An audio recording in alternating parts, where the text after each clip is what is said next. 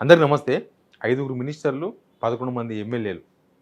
కానీ సింగరేణిలో 2000 మందికి వారసత్వ ఉద్యోగాల విషయంలో పట్టింపు లేదు. అసలు పట్టించుకోరు. అసెంబ్లీ నడుస్తుంది. ఫుల్లు జోకులేసుకుంటారు. కానీ ఈ విషయం మీద మాత్రం మాట్లాడరు. ప్రభుత్వం వాళ్ళకు ఎలక్షన్స్‌లో చెప్పిందేందంటే 2 మంత్స్‌కి ఒకసారి మెడికల్ బోర్డ్ పెడతాం. కా ఈ నియామకాలు వారసత్వ ఉద్యోగాలు మొత్తం భర్తీ చేస్తాం అన్నారు. వారసత్వ ఉద్యోగాలంటే దానిలో అంతా చాలా హెవీ కష్టం ఉంటది గదా! వాళ్ళు లోపలికి పోయి పని చేసి ఇదంతా వాళ్ళకు అన్‌ఫిట్ అంటే వాళ్ళకి ఆరోగ్యం బాలేకపోతే, వాళ్ళకి పని చేయడం చేత కాకపోతే, వాళ్ళకు అన్‌ఫిట్ ఇచ్చి వాళ్ళ వారసులకు రూల్స్ ప్రకారం వాళ్ళకు ఉద్యోగాలియ్యాలి. దీనికోసమని ఈ ప్రభుత్వం ఒకే ఒక్క మీటింగ్ పెట్టింది. లాస్ట్ ఇయర్ మార్చ్ 1 ఇయర్ నుంచి మీటింగే లేదు. అసలు ఏం జరుగుతుంది సింగరేణిలా? నాకు చాలామంది ఫోన్ చేసిండ్రు. చాలా విషయాలు చెప్పిండ్రు. మీతో అన్ని విషయాలు చెప్తా. ముందు సబ్స్క్రైబ్ చేయండి, షేర్ చేయండి. ఇది 2000 మంది సమస్య కాదు. 2000 ఫ్యామిలీల సమస్య సింగరేణి ఏరియాలో. వాళ్ళ సమస్యకు మనం సపోర్ట్ చేయాలి. మనం అందరం దాన్ని వినాలి. ఏంది వాళ్ళ ఆడ రిటైర్మెంట్ ఏజ్ వరకు పనిచేసే అవకాశం ఉండదు వాళ్ళకి. వాళ్ళకు ఆహ్, ఆహ్, ఆరోగ్య సమస్యలొస్తాయి. లేకపోతే ఇంకా రకరకాల ఇష్యూస్ వస్తాయి. పని చేయలేరు. వాళ్ళు మా ఉద్యోగము మా వారసులకు వస్తే ఇంక మేము రిలాక్స్ కావచ్చని వాళ్ళు కోరుకుంటారు. కానీ గవర్నమెంట్ ఏం చేసింది లాస్ట్ ఇయర్ మార్చ్‌లో ఒక మెడికల్ బోర్డ్ మీటింగ్ పెట్టారు. అప్పుడు చేసిందే లాస్ట్. ఇప్పటిదాకా లేదు. 2 మంత్స్‌కి ఒకటి పెడతామన్నారు. ఆ సంవత్సరం లాస్ట్ ఇయర్ మార్చ్ నుంచి ఈ ఇయర్ మార్చి మొత్తం 6 మీటింగ్‌లు నడవాలి. ఒక్క మీటింగ్ కూడా పెట్టలేదు. నవంబర్‌లో ఏదో రెఫరల్ మీటింగ్ పెట్టిండ్రంట. కానీ అది కూడా రిజెక్ట్ చేయనీకి పెట్టిండ్రు మొత్తం అందరిని. అది రెగ్యులర్ జరిగే మీటింగ్. వాళ్ళంతా మా పిల్లలకు ఉద్యోగాలు వస్తాయని ఎదురు చూస్తున్నారు. కానీ మెడికల్ బోర్డ్ పెట్టే దిక్కు లేదు. నేను 5 మంది మినిస్టర్లు చెప్తున్నా. వివేక్ వెంకటస్వామి, శ్రీధర్ బాబు, పొంగులేటి శ్రీనివాసరెడ్డి, తుమ్మల నాగేశ్వరరావు, సీతక్క. 5 మంది మినిస్టర్లు. ఆ కోల్ బెల్ట్ మొత్తం కాంగ్రెస్ ఎమ్మెల్యేలే. మొత్తం కాంగ్రెస్‌లో కొట్టేసేసిండ్రు. కాంగ్రెస్ ఎమ్మెల్యేలు మొత్తం. కానీ ఒక్కరు కూడా సపోర్ట్ చేయరు. ఇక బట్టి విక్రమార్క దీన్ని తప్పించుకోనికే ఒక స్టేట్మెంట్ ఇచ్చిండు. వినండి.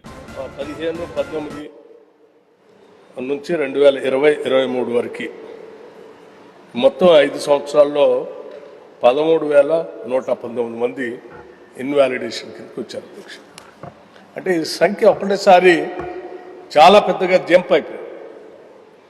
14 సంవత్సరాల్లో కేవలం 3,859 మంది మాత్రమే మెడికల్ ఇన్వాలిడేషన్ కింద వస్తే కేవలం 5 సంవత్సరాల్లో 13,119 మందికి మెడికల్ ఇన్వాలిడేషన్ కింద డిపెండెంట్స్కి ఉద్యోగాలు ఇచ్చేటువంటి వ్యవస్థని తీసుకొని రావటం వల్ల కార్మిక సంఘాలు కార్మికులు కూడా ఆందోళన చెంది దీనిపైన కొన్ని కంప్లైంట్స్ కూడా మేనేజ్మెంట్కి ఇచ్చేటువంటి కార్యక్రమాన్ని చేపట్టడం వల్ల మేనేజ్మెంట్ దీనిపైన ఎంక్వైరీ కూడా విజిలెన్స్ ఎంక్వైరీ ద్వారా ఏసీబీ ఎంక్వైరీ కూడా నడుస్తూ ఉంది.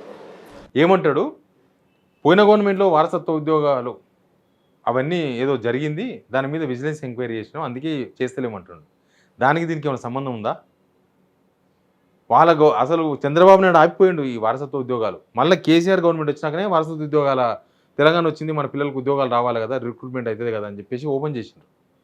ఈ గవర్నమెంట్ వచ్చి దాన్ని మూసేసిండు.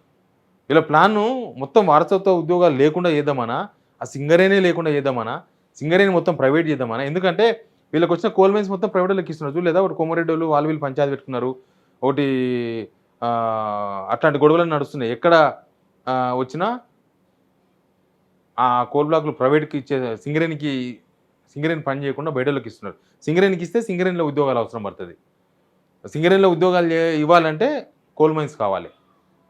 అవన్నీ ప్రైవేట్కి ఇచ్చి ఏం చేద్దాం అనుకుంటున్నారు? సింగరేణి కూడా ప్రైవేటీకరణ చేద్దాం అనుకుంటున్నారు ఏమో అర్థమైతే లేదు. మొత్తం వారసత్వ ఉద్యోగాలకి బ్రేక్ ఇచ్చేసింది గవర్నమెంట్. ఇప్పుడు అసెంబ్లీ నడుస్తుంది. ప్రతిపక్షాలు అన్నీ అక్కడనే ఉంటాయి. కనీసం ప్రతిపక్షాలను ఈ అంశాన్ని లేవనెత్తాలని వాళ్ళందరూ కోరుకుంటున్నారు. నాకు మస్తు మంది ఫోన్ చేస్తున్నారు రోజు.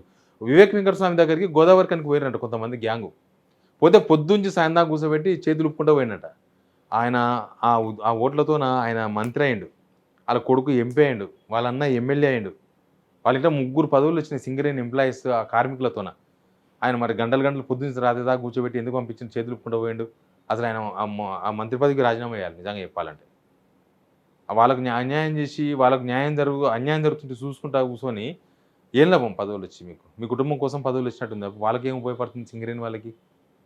వాళ్ళకు వారసత్వ ఉద్యోగాలు ఇవ్వాలి అని ప్రభుత్వానికి ఉందో లేదో క్లారిటీ చెప్పండి. లేకపోతే అది కూడా కేసీఆర్కి పేరు వస్తుంది అనుకుంటే మీ తప్పది. మీరు ఉద్యోగాలు ఇస్తే మీ పేరే చెప్పుకుంటారు వాళ్ళందరూ. కానీ ప్రతిపక్షాలైనా అసెంబ్లీలో గవర్నమెంట్ నిలదీయాలని కోరుకుంటున్నారు వాళ్ళు. నిజంగా ఒక అవకాశం కదా!